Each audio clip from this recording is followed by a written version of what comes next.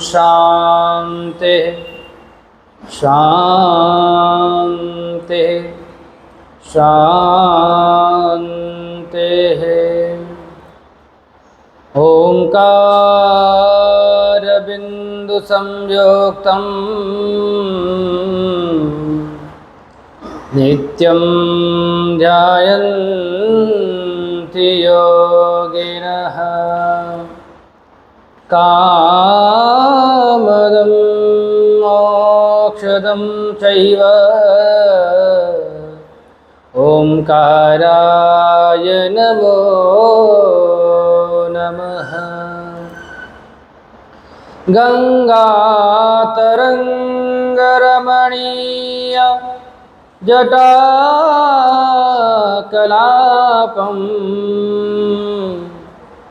गौरी निरंतर विभूषितवामभागम् नारायण प्रियमनंग मदापहारम्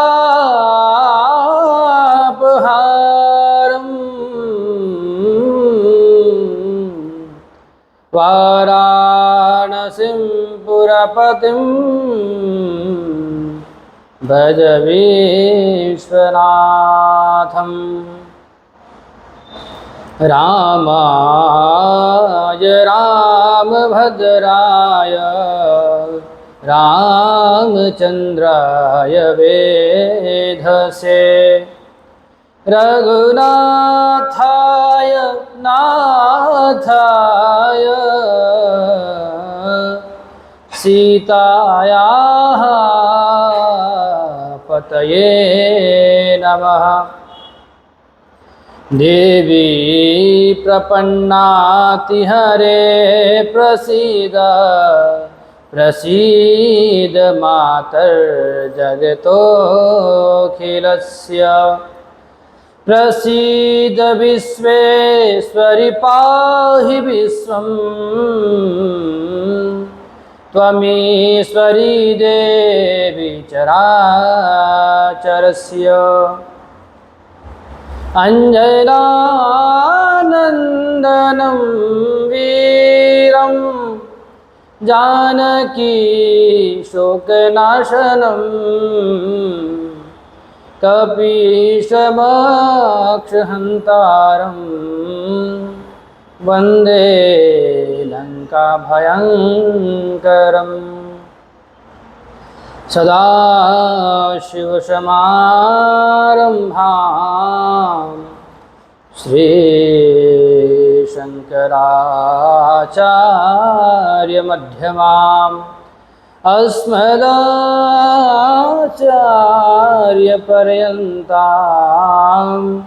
वन्दे श्रीगुरुपरम्पराम्।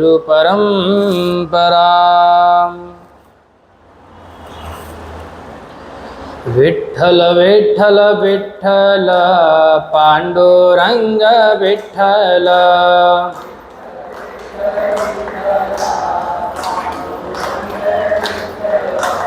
विठ्ठल विठ्ठल विठ्ठल पांडुरंग विठ्ठल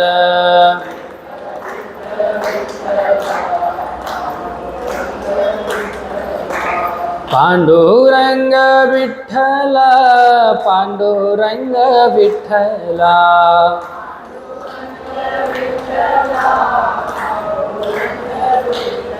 ओ पांडुरंग विठ्ठल पांडुरंग विठ्ठल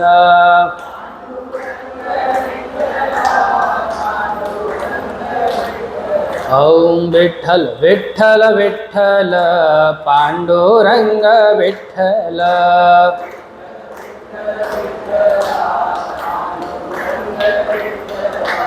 विठ्ठल विठ्ठल विठ्ठल पांडुरंग विठ्ठल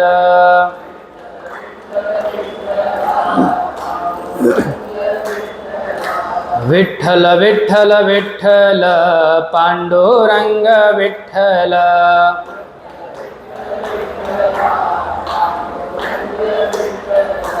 विठ्ठल विठ्ठल विठ्ठल पांडुरंग विठ्ठल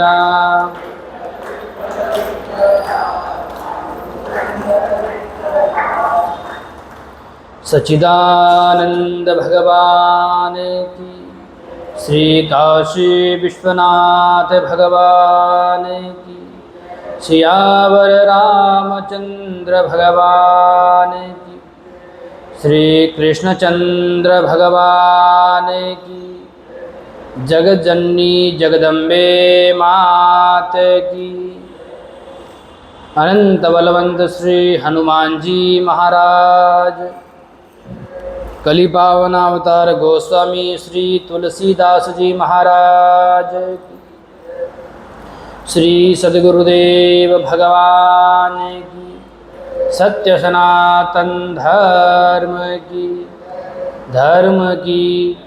अधर्म का प्राणियों में विश्व का, गौ माता की गौ हत्या। ओम नमः पार्वती पतये, हर हर महादेव।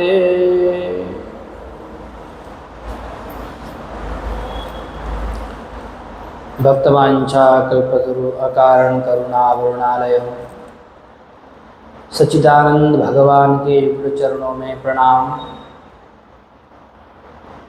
परम पवित्र इस भारत भूमि को वंदन। भारत भूमि में विद्यमान समस्त देवी देवताओं के युगल चरणों में प्रणाम। भारत भूमि में विद्यमान भारत की आर्थिक नगरी से प्रसिद्ध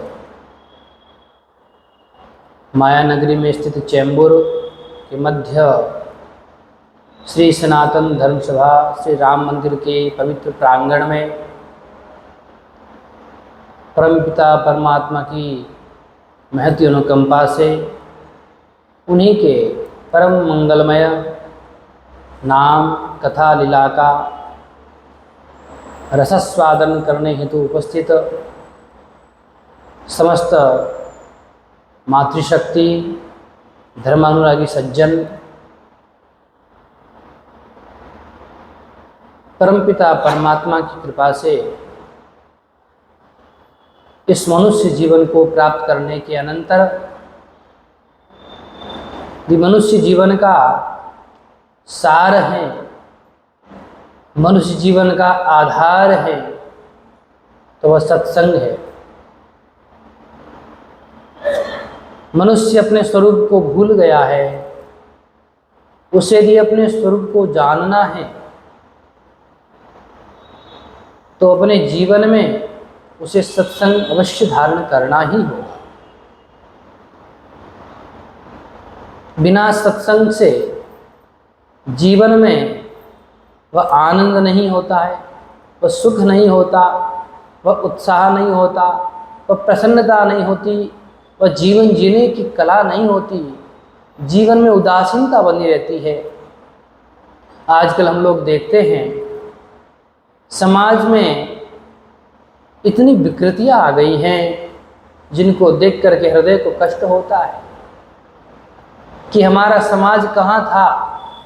एक समय था जिस समय में प्रत्येक गांव में एक आश्रम हुआ करता था और प्रत्येक गांव के समस्त समाज के लोग उस आश्रम में जाकर के सायं प्रातः आरती वंदन स्तुति परमात्मा का जप कथा का श्रवण किया करते थे। लेकिन समय बीतता गया, लोगों ने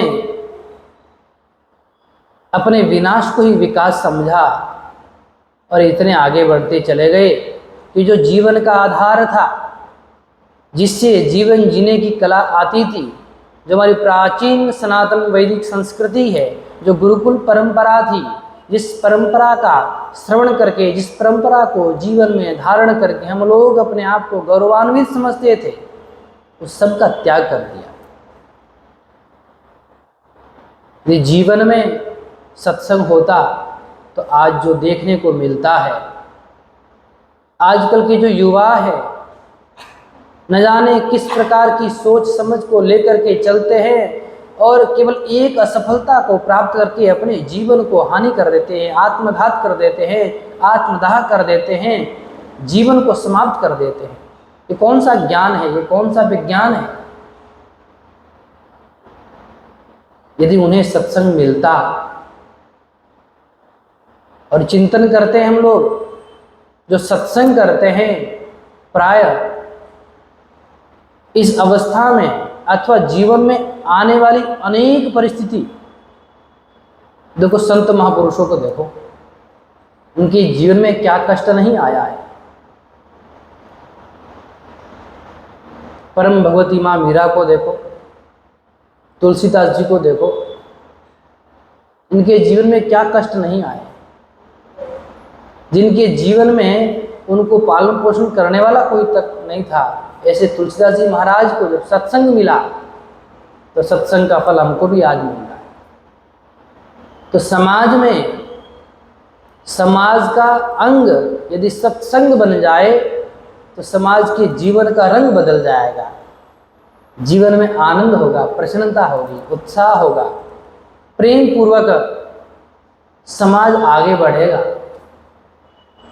समाज में आध्यात्मिकता बिल्कुल भी नहीं है, समाप्त हो चुकी है। बस केवल भोग की ओर भागना है, भोग को प्राप्त करना है, उस भोग में सुख खोजते हैं, लेकिन वहाँ कुछ प्राप्त नहीं होता है। तो हम सौभाग्यशाली हैं, परमात्मा की परम कृपा है, हमें इस दिव्य सत्संग का लाभ हुआ है, भगवान की कथा श्रवण करने का लाभ हो रहा है, और भगवान के उस दिव्य श्री रामचरितमानस ग्रंथराज में, जो कि भगवान का साक्षात वांग्मय स्वरूप है, इस वांग्मय स्वरूप का आश्रय आधार लेकर हम लोग इसके दिव्य भव्य और इसका नाम ही सुंदर, ऐसे सुंदरकांड का विचार कर रहे हैं। सुंदरकांड में हनुमान जी महाराज अनेक प्रकार से मनुष्य को जीवन जीने की कला सिखाते हैं कि आपके जीवन में यदि दुष्ट व्यक्ति आए, आपके स्वभाव को, आपकी महानता को मजबूरी समझे, आपके विनय को कायरता समझे, आपके सद्गुणों को दोष समझे, तो संपूर्ण समाज एकत्रित होकर ऐसे लोगों पर मुष्टिका का प्रहार करो। अथवा समाज में ऐसा कोई कुसंग है, उस कुसंग पर सत्संग का प्रहार करो। अथवा समाज में ऐसे कोई व्यक्ति है, उन व्यक्ति पर प्रहार नहीं करना है, ऐसे व्यक्तियों की बुराई पर प्रहार करना है। हम समाज के दुश्मन नहीं हैं, समाज में जो अव्यवस्था फैली है व्यवस्था के दुश्मन नहीं हैं, और उस व्यक्ति के दुश्मन नहीं है, परंतु उस व्यक्ति के अंदर छिपी बुराई है, उसको हम नष्ट करना चाहते हैं। ये दिव्य भाव हनुमान जी महाराज हमको दे रहे हैं। आइए हनुमान जी के दिव्य चरित्र का श्रवण करें। हनुमान जी महाराज ने लंकिनी को शिक्षा दे करके लंका नगरी में प्रवेश किया और प्रवेश करके देख रहे हैं चारों तरफ देख रहे। मंदिर मंदिर प्रतिकर शोधा, देखे जत अगणित जोधा। राम सिया राम जय जय राम, राम सिया राम। हनुमान जी महाराज जो लंका नगरी है, लंका नगरी में समस्त भवनों का दर्शन कर रहे हैं, और रात्रि काल का समय है, दर्शन कर रहे हैं, और रात्रि काल में सारे के सारे राक्षस सो रहे हैं, सब शयन कर रहे हैं।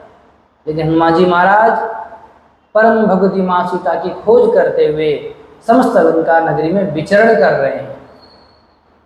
अब देखिए यहाँ कहा मंदिर मंदिर प्रतिकर शोधा। एक तो लंका नगरी है जहाँ राक्षसों का निवास है, दूसरी बात यहाँ कहा मंदिर मंदिर, भाई जहाँ राक्षसों का निवास है, अथवा मंदिर भी तो नहीं बने हुए हैं, वहाँ तो भवन बने हुए हैं, ऐसे भवनों को मंदिर क्यों कहा? पहली बात तो ये तो भवन है और वहाँ राक्षस निवास करते हैं, कोई सज्जन भी निवास नहीं करते। ये सज्जन निवास करते तो सज्जन के घर में भगवान का मंदिर होता है, तो मान लो भगवान है तो भगवान का मंदिर भी होगा।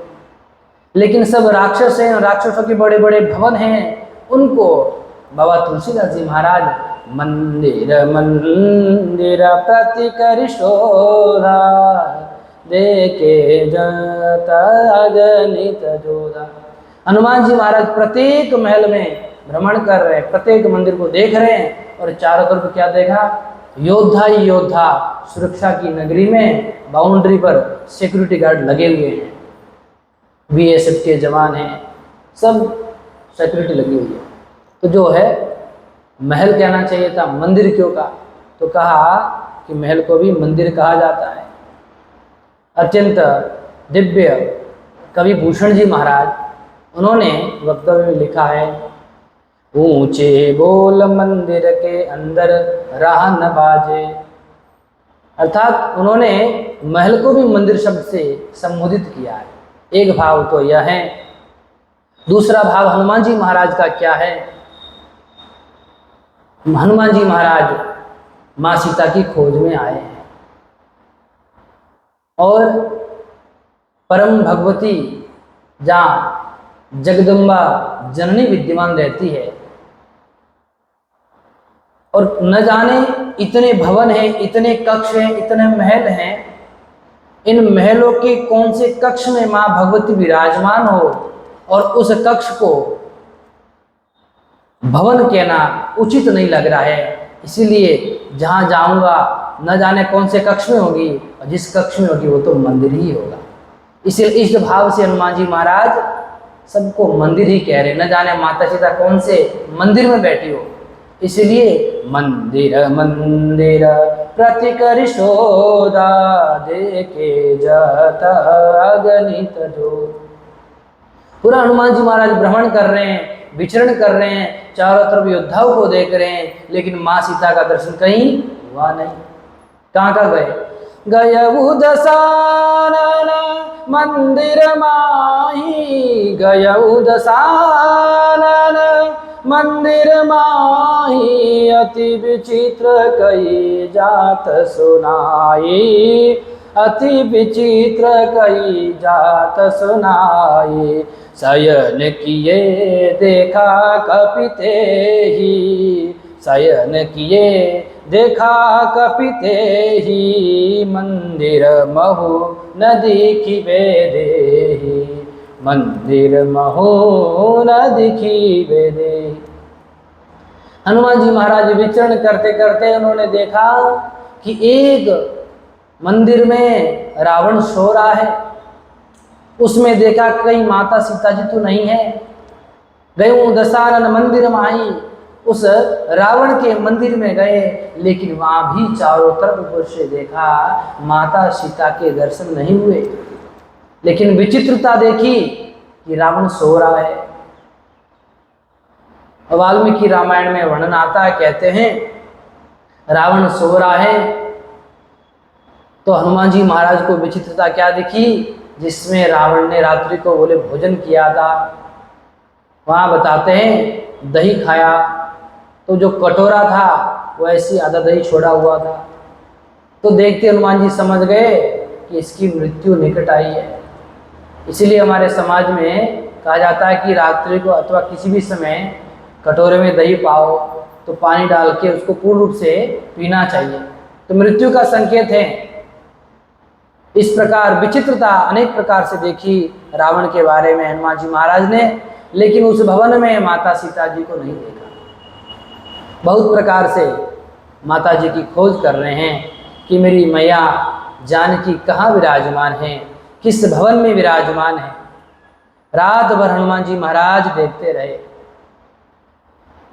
हनुमान जी महाराज उस समय का चिंतन कर रहे हैं जिस समय प्रभु राम ने कहा था मेरी वेदी कैसी हैं, मैं कैसे पहचान करूंगा। तो भगवान राम ने कहा था वो सदैव मेरे विरहजन्य ताप से संतप्त रहेगी। सदैव राम राम का स्मरण करेगी, जिनके नेत्रों से सदैव गंगा यमुना की धारा बहती रहेगी और इनका कंठ मेरा स्मरण करके निरंतर बहने वाले आंसू से गदगद रहेगा। तो अनेक प्रकार से जिन चिन्हों का श्री रामचंद्र जी ने संकेत किया था अथवा वर्णन किया था, उन समस्त वर्णन को चिंतन में बुद्धि में स्थिर करके देख रहे हैं। लेकिन कहीं माता सीता जी का दर्शन नहीं हुआ। सीताम अपश्यन् मनुजेश्वरस्य रामस्य पत्नीं वदताम्बरस्य बभूव दुःखोपहतश्चिरस्य प्लवंगमो मंदेवाचिरस्य। माता सीता जी को न देखने के कारण मनुजेश्वर श्री हनुमान जी महाराज राघवेंद्र सरकार का स्मरण किया। बोले जो राघवेंद्र सरकार की प्रियतमा हैं, मैया हैं, उनको मैं खोज नहीं पाया हूँ। अत्यंत दुखी हो गए, शिथिल हो गए, चिंतन करने लगे क्या किया जाए। रात्रि का समय था, हनुमान जी महाराज भ्रमण कर रहे थे, देख रहे थे क्या सब राक्षस, सब निशाचर शयन कर रहे हैं, सोए हुए महाराज। सब रात भर देखा, हनुमान जी महाराज रात भर घूमते रहे और सभी राक्षस क्या कर रहे हैं, सो रहे हैं, हनुमान जी जाग रहे हैं। तो ये क्या संकेत है।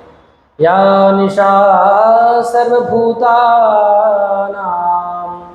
तस्यां जागृति संयमी। जिस निशा में संयमी योगी होते हैं वो जागते हैं, और असंयमी मोह की निद्रा में सारा संसार सोया हुआ है, लेकिन जो मोह से ऊपर उठ गए, जो परमात्मा की प्राप्ति में लगे हुए हैं, सदैव परमात्मा के चिंतन में निरत हैं, ऐसे लोग जागते हैं। बोले मोह रूपी निशा में सब राक्षस सो रहे हैं। जो प्राणी अपना कल्याण चाहता है, जो परमात्मा की प्राप्ति चाहता है, जो साधक हैं, जो जिज्ञासु हैं, वो मोह रूपी निशा में सोता नहीं है। वो उठ करके उस परम पिता परमात्मा को प्राप्ति करने के लिए अनेक प्रकार के साधनों से युक्त होता है, उन साधनों का आश्रय लेता है। उसी प्रकार हनुमान जी महाराज ने देख रहे हैं कि सब क्या कर रहे हैं, राक्षस सो रहे हैं। मोह निशा सब सोवनहारा, देखई स्वप्न अनेक प्रकारा। ए जग जामिनी जागही जोगी, परमारती प्रपंच वियोगी। जय सिया राम जय जय सिया राम, जय सिया राम जय जय सिया। इस मोह निशा में सब लोग सोए हुए हैं। कौन सी? ये परमात्मा की जो माया है, बड़ी विचित्र माया है। इस माया में, इस माया से, मोह शक्ति से युक्त होकर सब लोग सोए। माहेश्वरी मायाया निर्माण शक्तिवत। पंचदशी में विद्यारण्य स्वामी कहते हैं कि जो जीव है ब्रह्म का ही स्वरूप है, वो ब्रह्म ही जीव रूप में यहाँ उत्पन्न हुआ है। तो प्रश्न किया कि जब ब्रह्म स्वयं जीव रूप में आया तो ब्रह्म का स्वरूप क्या है? बोला का सत्यम ज्ञानम अनंतम ब्रह्म। वह सत्य स्वरूप है, ज्ञान स्वरूप है, आनंद स्वरूप है, सर्वज्ञ है। जो सर्वज्ञ है, सत्य स्वरूप है, ज्ञान स्वरूप है, आनंद स्वरूप है, वह ब्रह्म स्वयं जब जीव भाव में आता है, अनशिताम प्राप्य, अनशिता को प्राप्त होता है, तो महाराज दुखी क्यों होता है, सुखी क्यों होता है? तो वही है ना, अलग तो नहीं है। वो सर्वशक्तिमान है, लेकिन देह में आता है तो दुखी होता है, सुखी होता है। मेरा परिवार, मेरा समाज अनेक प्रकार के दुखों से पीड़ित होता है। तो कहा जो परमात्मा की माया है, परमात्मा ने माया को व्यवस्थापक बना रखा है। क्या बना रखा है? व्यवस्थापक। सारी व्यवस्था संभालो, है कि नहीं? जिस प्रकार से आश्रम की व्यवस्था संभालने के लिए किसी को कहा जाता है कि आश्रम के व्यवस्थापक है, अथवा कंपनी होती है, उस कंपनी में किसी मैनेजर को रखा जाता है, व्यवस्था संभालो। उसी प्रकार परमात्मा ने उस माया को आज्ञा दी। सत्व रज तम त्रिगुणात्मिका जो माया है वह अपने अनुसार सृष्टि की रचना करती हैं और सृष्टि में समस्त व्यवस्था को संभालती है। अच्छा, इतना तो परमात्मा ने उसको कहा, लेकिन परमात्मा ने उसको मोहित करने की शक्ति भी प्रदान की है। माया की दो शक्ति है। कितनी शक्ति?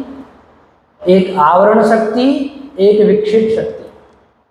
ये जो माया की दो शक्ति है, यही जीव को मोहित कर देती है।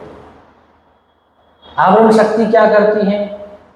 जो यथार्थ पदार्थ हैं, जो यथार्थ वस्तु हैं, उस वस्तु के ज्ञान को ढक देती है, उस वस्तु के ज्ञान को होने नहीं देती है। और विक्षेप शक्ति, जब आवरण शक्ति ने उस वस्तु के ज्ञान को ढक दिया तो विक्षेप शक्ति क्या कार्य करती है? उस वस्तु में किसी अन्य वस्तु को आरोपित कर देती है। कैसे? जिस प्रकार रज्जु सर्प मंदंधकार होता है, उस सर्प में रस्सी पड़ी हो, उस रस्सी में क्या दिखता है? सांप दिखता है। दिखता है कि नहीं दिखता है? अनुभव किया आप लोगों ने? तो इसमें आवरण शक्ति, विक्षेप शक्ति, दोनों शक्ति कार्य कर रही है। आवरण शक्ति ने क्या किया? जो रस्सी पड़ी थी, रस्सी के ज्ञान को ढक दिया, तो हमको रस्सी नहीं दिखी। जब रस्सी नहीं दिखी तो विक्षेप शक्ति ने दूसरा कार्य किया, उसमें सर्प की प्रतीति दिखी, सर्प का आभास दिखाया, सर्प को आरोपित कर दिया। तो इसीलिए हमको रस्सी न दिख करके सर्प दिखता है। यही माया की दो शक्ति हैं जो जीव को मोहित करती है। उसी प्रकार संसार में महाराज समस्त संसार की रचना परमपिता परमात्मा ने की है। इस संसार का आधार, अधिष्ठान परमात्मा है। सर्वं खलु इदं ब्रह्म ईशावास्यमिदं सर्वं यत्किंच जगत्यां जगत्। परमात्मा इस संसार में व्याप्त है, प्रत्येक वस्तु में विराजमान है। देखो, जैसे घड़ा है, घड़ा किससे बना है? मिट्टी से बना है। तो अब ये कहा जा सकता है कि मिट्टी से घड़ा अलग है? आप कह सकते हैं क्या मिट्टी से घड़ा अलग है? ऐसा व्यवहार होता है कहीं? यदि मिट्टी नहीं रहेगी तो घड़े का अस्तित्व क्या है? उसी प्रकार परमात्मा सबका आधार है। परमात्मा के कारण हमारी सत्ता है, हम परमात्मा के कारण ही है। तो समस्त संसार में परमात्मा विद्यमान है, लेकिन तो दिखता क्यों नहीं है? घड़े में मिट्टी तो दिखती है, लेकिन परमात्मा क्यों नहीं दिखता है? तो यही जो माया है उसकी दो शक्ति है, आवरण शक्ति, विक्षेप शक्ति। इन शक्ति के कारण, बोले कैसे? समझ में नहीं आया तो उदाहरण देखो। स्वप्न देखते हैं ना, मोह निशा सब शोभ निहारा देखई स्वप्न अनेक प्रकार। जैसे सभी लोग स्वप्न देखते हैं, सपने में अनेक हम बड़े संसार की रचना कर लेते हैं। कोई व्यक्ति स्वप्न में अपने आप को प्रधानमंत्री समझता है, कोई बहुत बड़ा डॉक्टर समझता है, कोई कहता है मैं राष्ट्रपति हूँ, कोई नेता समझता है कि नहीं? तो अनेक प्रकार की रचना करता है ना। यहाँ तक कि कोई तो अपने आप को इंद्र भी समझता है।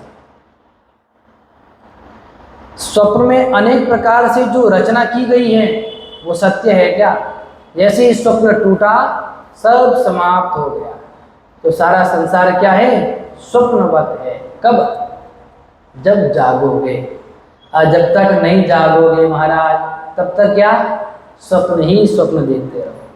तो हनुमान जी महाराज कह रहे हैं सब सो रहे हैं मोह निशा में, जिस प्रकार से स्वप्न देखते हैं निद्रा में, स्वप्नावस्था में जब जागते हैं तब पता चलता है।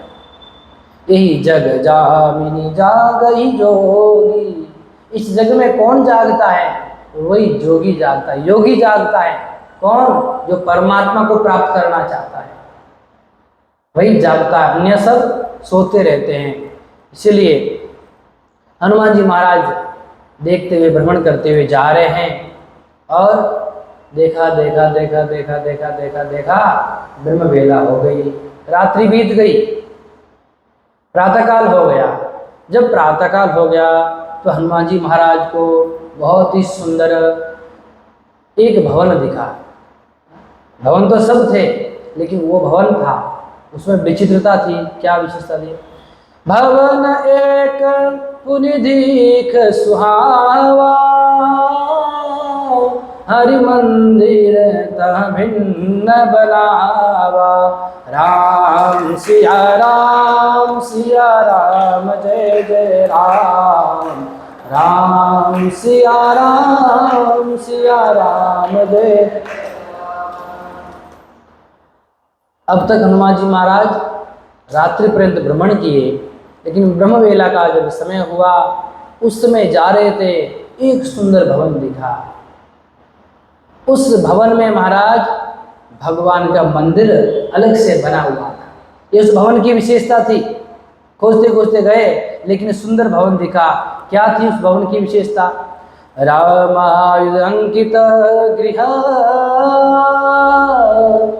शोभा बरनी न जाय। नव तुलसी का वृंदतः, देखी हर्ष कबीराय, देखी हर्ष कबीराय।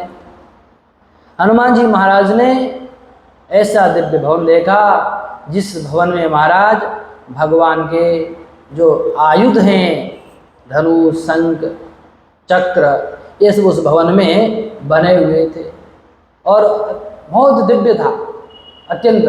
जहाँ भगवान के आयुध बने हो, भगवान के शंख चक्र गदा, कितना सुंदर लगता है। भगवान के आयुध सभी भगवान के पास रहते, इतनी सुंदर शोभा थी। और बोले बहुत सुंदर उपवन बना हुआ था, बहुत सुंदर उपवन बना हुआ था। उस उपवन में तुलसी के छोटे छोटे सुंदर सुंदर पौधे लगे हुए थे, तुलसी जी विराजमान थी। तो बहुत सुंदर उपवन था। तो भगवान के आयुध तुलसी का इतना सुंदर जो अंकित, समस्त दिव्य आयुधों से अंकित था, इतना सुंदर भवन था। उस भवन को देख करके हनुमान जी महाराज मन में विचार करने लगे, अरे लंका में भगवान जी के राम का मंदिर कैसे हो सकता है? ये तो राक्षसों की नगरी है और यहाँ मंदिर। इसमें होता है ना, हम विदेश में चले जाए, जहाँ विदेश में अपने यहाँ का भोजन मिलता ही नहीं है और यहाँ के भोजन के एक दो दिख जाए, अरे विदेश में हमारे यहाँ का भोजन पूछे। उसी प्रकार विदेश में हनुमान जी गए, बोले जहाँ केवल राक्षसों का ही निवास है, राक्षसों के अतिरिक्त कोई सज्जन तक नहीं दिखा अभी तक, वहाँ मंदिर दिख गया। इसका मतलब कोई न कोई सज्जन रहता ही है कि नहीं? बड़े बड़े ख्याल, बड़े बड़े विचार। तो यहाँ पर कोई न कोई बड़े विचार वाला, अर्थात परमात्मा के भजन करने वाला कोई न कोई सज्जन रहता है निश्चित रूप से। बड़े विचार में हनुमान जी महाराज चिंतन करने लगे कि यहाँ भवन तो सब जगह है, पूरी लंका में भवन है क्या नहीं, लेकिन भवन होते हुए भी यहाँ पर हरि मंदिर भिन्न बना हुआ, परमात्मा का भवन इन्होंने अलग से बनाया है, परमात्मा की प्रार्थना कर रहे हैं। हनुमान जी महाराज मन में विचार करने लगे, क्या हो लंका निशिचर निकर निवासा, यहाँ कहाँ सज्जन कर बासा। राम सिया राम जय जय राम, राम सिया राम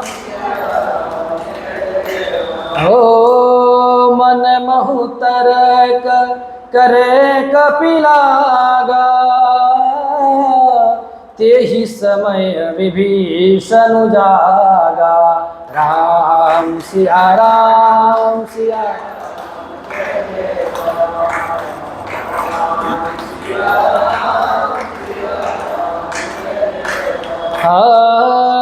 राम राम तेहि सुमिरन कीना, हृदय हरस कपि सज्जन चीना।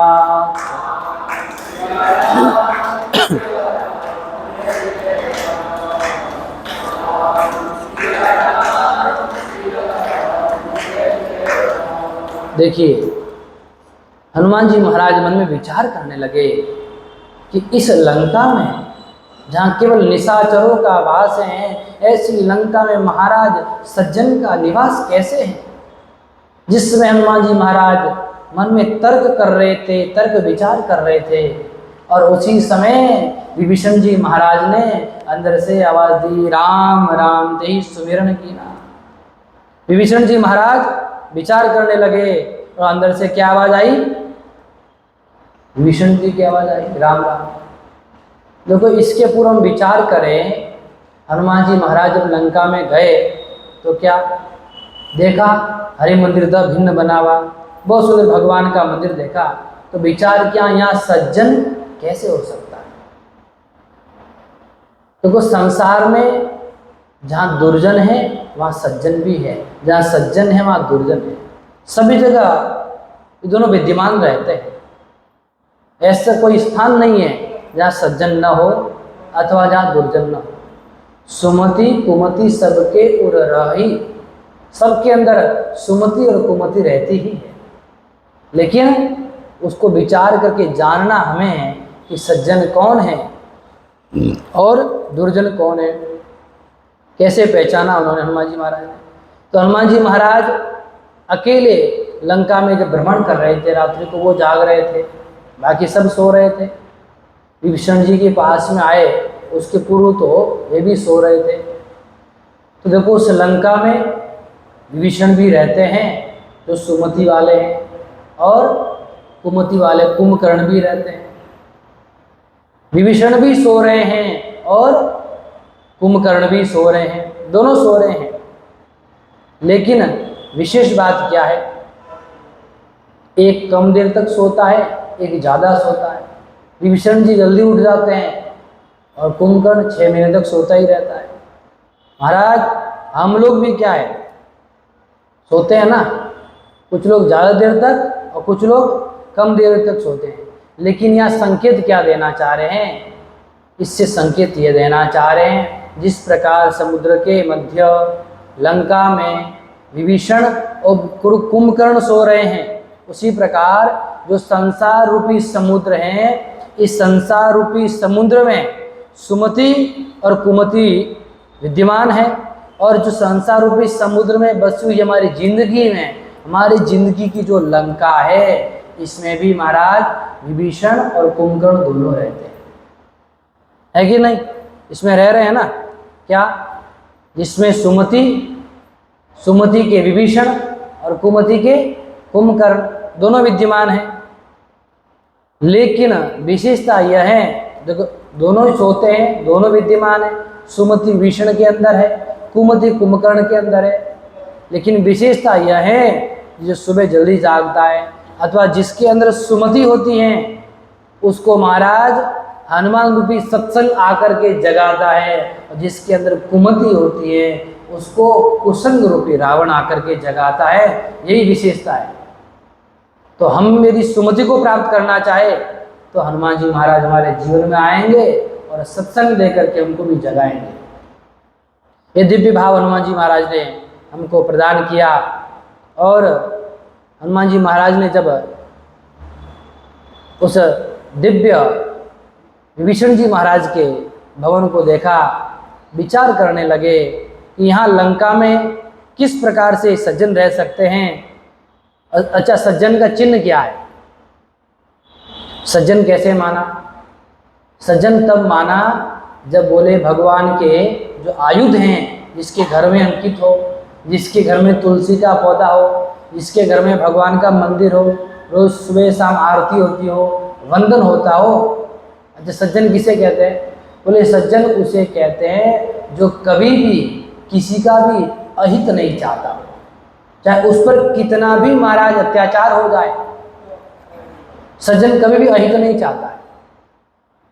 और सज्जन का सबसे बड़ा संकेत दिया कि प्रातःकाल क्या भगवान का जो नाम लेते हैं, राम राम ते सुमिरन कीना, हृदय हरस कपि सज्जन चेना। प्रातःकाल उठ करके जो भगवान का नाम लेता है, उसके द्वार पर हनुमान जी महाराज आकर के सुनते हैं कि राम राम का स्मरण कर रहा है, तो ऐसो को सज्जन। इसीलिए हम सज्जन हैं कि नहीं है, ये हमें चिंतन करना चाहिए। ये संकेत है।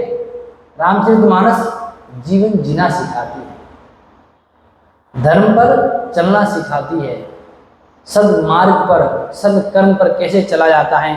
प्रत्येक पग पग पर हमें ऐसे दिव्य संकेत मिलते हैं जिसके माध्यम से हम जीवन जीना सीख सकते हैं।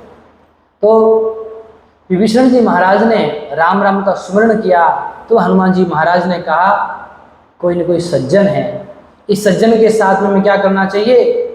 इस सज्जन के साथ में हमें मित्रता करनी चाहिए। देखो विशेष बात क्या है? विशेष बात यह है कि पूरी लंका में महाराज एक ही व्यक्ति ऐसे हैं, विभीषण जी, जिनको लाइसेंस मिला हुआ है काय का? राम नाम लेने का, है कि नहीं? और उनके अंदर क्या है? सुमति है। सुमति का विचार आया ना, तो सुमति का विचार आया तो मुझे सुंदर दृष्टांत स्मरण में आ गया। बोले सुमति और कुमति संसार में है, किसी के पास सुमति है और किसी के पास दोनों बहनें हैं। दोनों बहनें ब्रह्मा जी के पास में गई, बोले पिताजी, हाँ बोलो बेटा। बोले हम दोनों में से अच्छी कौन है? कुमति ने कहा क्या मैं आपकी बेटी नहीं हूँ? क्या मैं आपको अच्छी नहीं लगती हूँ? अब ब्रह्मा जी विचार में पड़ गए, कैसे कहीं अच्छी नहीं हो, बेटी तो उन्हीं की है। बोले दोनों अच्छी हो। बोले नहीं नहीं पिताजी, आपको निर्णय करना होगा, आपको बताना होगा कैसे अच्छे हैं। ठीक है ब्रह्मा जी ने कहा एक काम करो, दोनों जाओ और वापस आओ, थोड़ा चल के दिखाओ मुझे। क्या? मुझे चल के दिखाओ तो मैं निर्णय करूँ। पहले सुमति गई, थोड़ा चली, चल करके वापस आ गई, और कुमति वो भी चली और वापस आ गई। तो ब्रह्मा जी ने कहा बस निर्णय हो गया। पिताजी क्या निर्णय हुआ? बोले निर्णय ये हुआ कि सुमति आते हुए अच्छी लगती है और कुमति जाते हुए अच्छी लगती है। इसीलिए जीवन में सुमति को धारण करेंगे तो जीवन भी सुंदर हो जाएगा। तो हनुमान जी महाराज ने विचार किया कि साधु पुरुष हैं, इनके साथ में जो सज्जन पुरुष हैं, कहीं पर भी यदि सज्जन पुरुष मिल जाए महाराज तो उससे मित्रता कर लेनी चाहिए। क्यों? ऐसन हटि करिहउ पहिचानी, साधु ते होई न कारज हानि। राम सिया राम जय जय राम, राम सिया राम बोले सज्जन पुरुषों के साथ में मित्रता करने से कोई हानि, इसीलिए मित्रता हट के साथ जबरदस्ती मित्रता कर लेंगे, चाहे वो ना करना चाहे। तो मैं आपको निवेदन कर रहा था कि संपूर्ण लंका नगरी में केवल विभीषण महाराज को क्या था? लाइसेंस था राम नाम लेने का। इसमें दो तीन भाव है। एक भाव तो यह है कि साक्षात ब्रह्मा जी ने उन्हें वरदान दिया था भक्ति का। क्यों? विभीषण जी ने मांगा था कि मेरा मन सदैव परमात्मा के चरणों में लगा रहे, मैं परमात्मा का नाम जप करते रहूं। तो रावण ने सोचा यदि मैंने विभीषण को परेशान किया तो वरदान तो ब्रह्मा जी का दिया हुआ है, और मैंने परेशान किया तो इसका वरदान असत्य हो जाएगा, और साथ साथ में हो सकता है मेरा भी वरदान असत्य हो जाए। क्यों? मैं ब्रह्मा जी के वरदान में क्या करूँगा? विघ्न डालूंगा। तो ब्रह्मा जी को कहीं क्रोध आ गया तो मुझे जो वरदान दिया हुआ है इतना बड़ा, कोई वानर और मनुष्य के अतिरिक्त मुझे मार ना पाए, ये भी असत्य न हो जाए, इसलिए महाराज डर के मारे और उसको विभीषण को कह रखा था, तुम नाम जप करो, लेकिन एक शर्त है, तुम्हारा जो भवन है उस भवन के अंदर ही करोगे राम नाम, किसी को चेला नहीं बनाओगे, कहीं प्रचार नहीं करोगे राम नाम का, अपने घर में बैठो वही राम नाम का स्मरण करना है। एक बार क्या हुआ, किसी राक्षस ने शिकायत कर दी रावण से, बोले महाराज आपने नियम लगा रखा है कि कोई भगवान का नाम नहीं लेगा, कोई भगवान का विचार नहीं करेगा, लेकिन आपके जो भैया विभीषण हैं वो तो राम राम को स्मरण करते रहते हैं, राम राम का स्मरण करते रहते हैं। देखो यहाँ संकेत ये है कि जीवन में कैसी भी परिस्थिति हो, यदि आप भगवान का नाम स्मरण करना चाहते हैं तो कर सकते हैं अपने अनुकूल बना करके। तो ये संकेत के माध्यम से रावण को जब पता चला, बोले बुलाओ विभीषण को, उस तपस्वी का नाम लेता है, उस राम का नाम लेता है, हमारे यहाँ का भोजन करता, हमारे यहाँ का खाता, नाम उसी का लेता है, नाम उसका गाता है। जब बुलाया विभीषण महाराज को बिठाया, पूछा क्यों विभीषण क्या कह रहे हैं लोग? बोले क्या कह रहे हैं महाराज? बोले तुम राम का नाम लेते हो? बोले नहीं भैया राम का नाम नहीं लेते। बोले झूठ बोल रहे हैं? बोले झूठ बोल रहे बिल्कुल। राम राम तुमने नहीं बोला? बोले बोला मैंने राम राम, बोलता हूँ, आगे भी बोलूँगा, अब भी बोल रहा हूँ राम।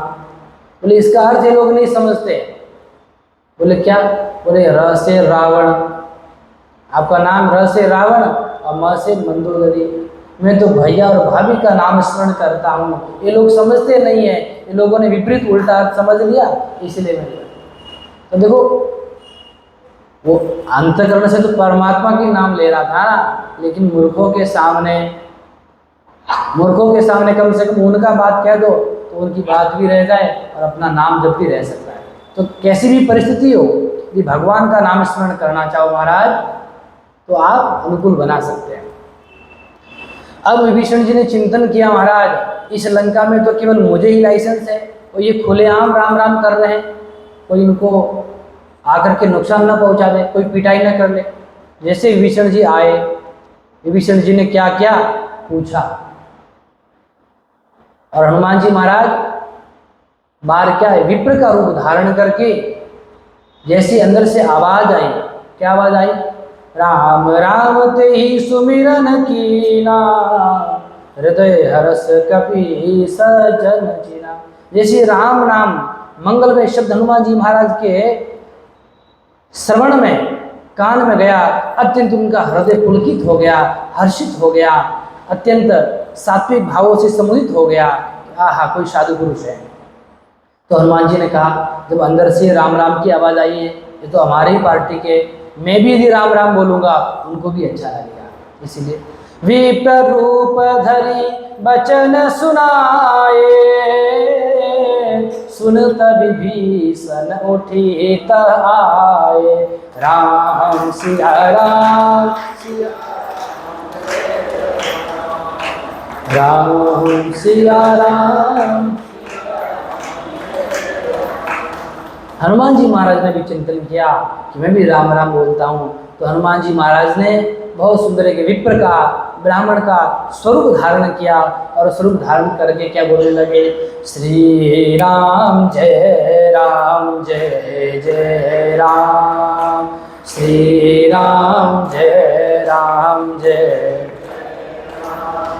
श्री राम जय जय राम, श्री राम जय जय राम, श्री राम जय जय राम, श्री राम जय जय राम। जय रघुनंदन जय घनश्याम, जय रघुनंदन जय घनश्याम। श्री हनुमान जी महाराज की।